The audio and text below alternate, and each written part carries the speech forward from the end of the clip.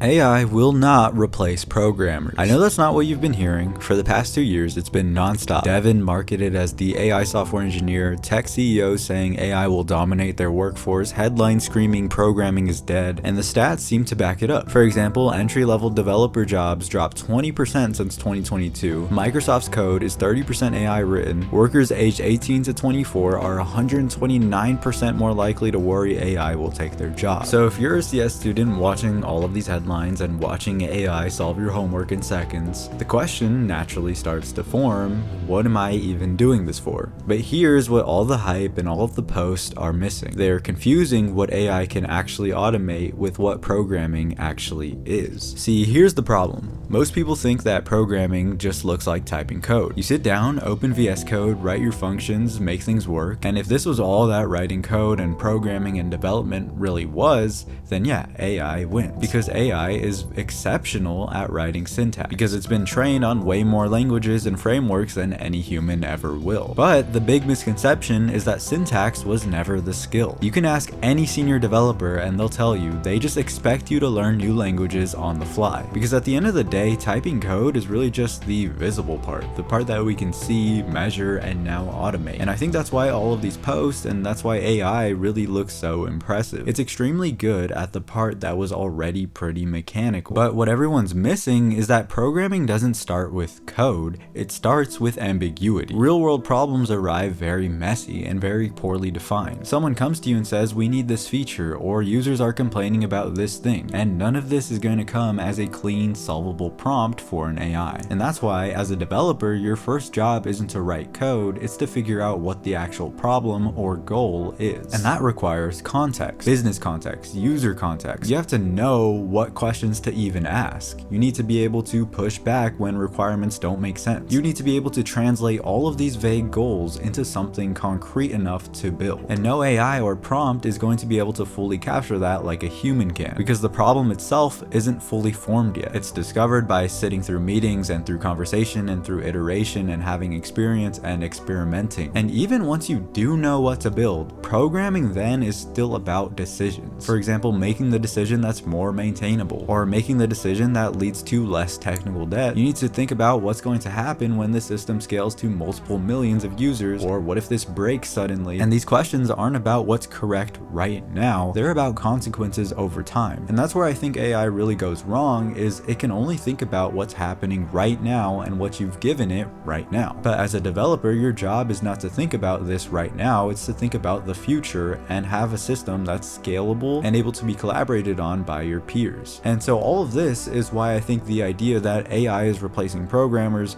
sounds very convincing but falls apart under scrutiny. Because AI can generate the code, but it doesn't really own the outcome. It doesn't feel the cost of implementing an error and then discovering it months down the line and then having to refactor the entire system because of an AI generated mistake that could have been avoided in the first place. It doesn't get paged when your system crashes. It doesn't sit in meetings trying to balance different things and different trade-offs. All of these things are what humans and developers need to do. So all of these videos you might see of AI generating entire systems, or all of these demos, may look impressive because they show the final 10%, the part that was the easiest to automate because it was already formalized. But even when we do rely on AI for that 10%, here's what we're actually getting. CodeRabbit analyzed millions of pull requests and found AI generated code contains 1.7 times more bugs than human code. Research from multiple universities found 40% of GitHub Copilot suggestions contain security vulnerabilities. Another study testing over 100 AI models found 45% of AI generated code had exploitable flaws. GitClear analyzed 211 million lines of code and found an 8-fold increase in code duplication since AI tools became widespread. So here's what's actually happening when you use AI.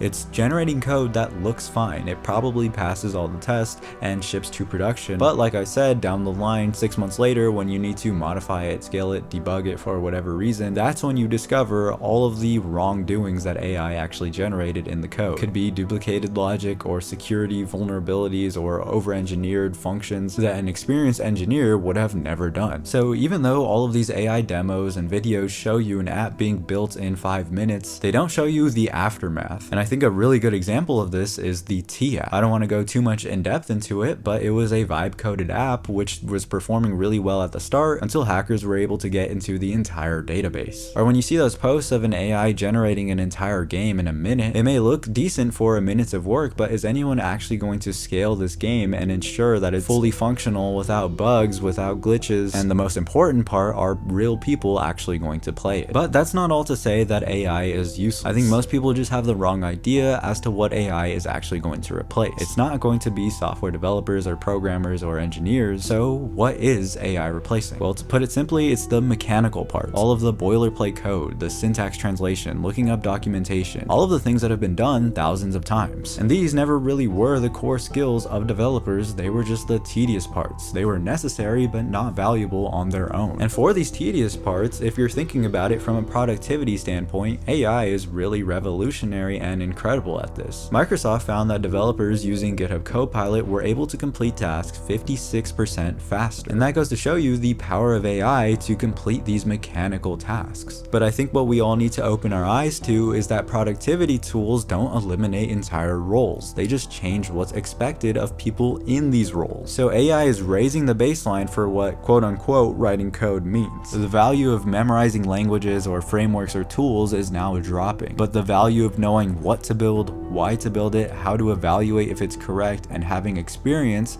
well, that's all going up. Because AI doesn't know when it's wrong unless a developer or an experienced person can tell it if it's wrong. All of this still lands on developers, which means in practice, the job shifts. There's going to be a lot less time spent on remembering syntax or writing code line by line. There's going to be a lot more time designing systems, reviewing AI outputs, thinking about trade-offs. The role is starting to shift more towards having better judgment and more experience than the actual execution of writing line by line code. And so this is why I think AI doesn't eliminate junior developers like a lot of people have been saying, it just changes what junior means. Anthropic's research on 500,000 coding interactions found that even with heavy automation, humans remain deeply involved in feedback loops. So entry-level developers who just copy patterns will struggle, but juniors who understand fundamentals, ask good questions, and have the experience to reason about systems will be able to accelerate faster than ever. So even though you might be able to use AI to scaffold an entire REST API in minutes and think that's impressive, if you then have to spend another 2 days debugging it or actually changing it to be able to scale, well, the AI isn't what failed, it was you that failed. Because AI can give you speed, but it will never give you the understanding. And I think this is really going to widen the gap between good programmers and great programmers. Not because AI is going to favor experts, but because it amplifies whoever's using it. If you don't understand what you're building, AI will generate confident looking nonsense. But if you do understand, then it becomes a huge leverage and time saver. So all of this is why I think programming and developing isn't disappearing, it's just being compressed.